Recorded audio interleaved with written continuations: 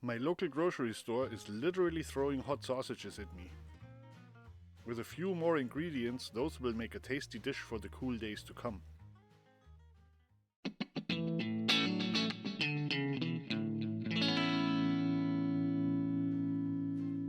Everyone seems to have these on sale. The other store down the road thinks almost twice the price is a deal. No thanks. They do have some reasonably priced smoked pork hocks though. Here are the ingredients. All we need is a few boiled potatoes as a side, and lucky us, there's an offer for that too.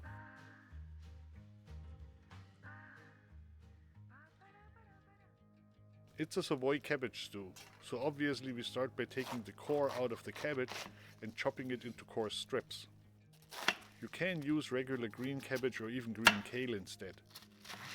If you can get your hands on a Savoy cabbage with the dark green outer leaves still attached, go for that one. It's sad they always trim the best parts off. Chop the entire head and put aside.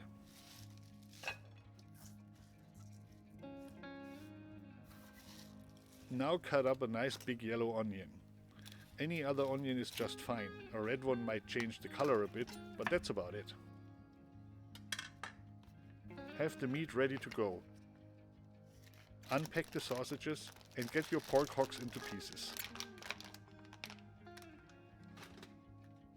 The pork hock usually comes pre-cut, so all you need to do is take it apart into slices.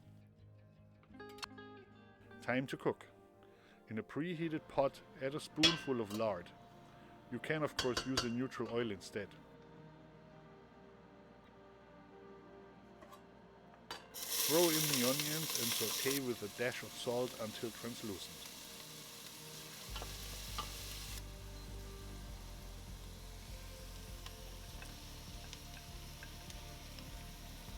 Toss the cabbage in and add a little more salt to help it break down. Salt penetrates the cell walls and releases the liquid in the cabbage.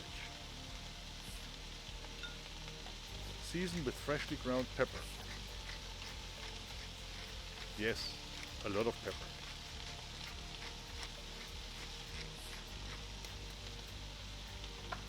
Also add about a teaspoon of ground caraway seeds. Caraway is the seasoning for cabbage, trust me on this one. Stir to combine and add a dash of water if needed. You want a little bit of liquid at the bottom so things don't burn. Time to add the meat. Dig the pork hock slices into the cabbage and place the sausages on top.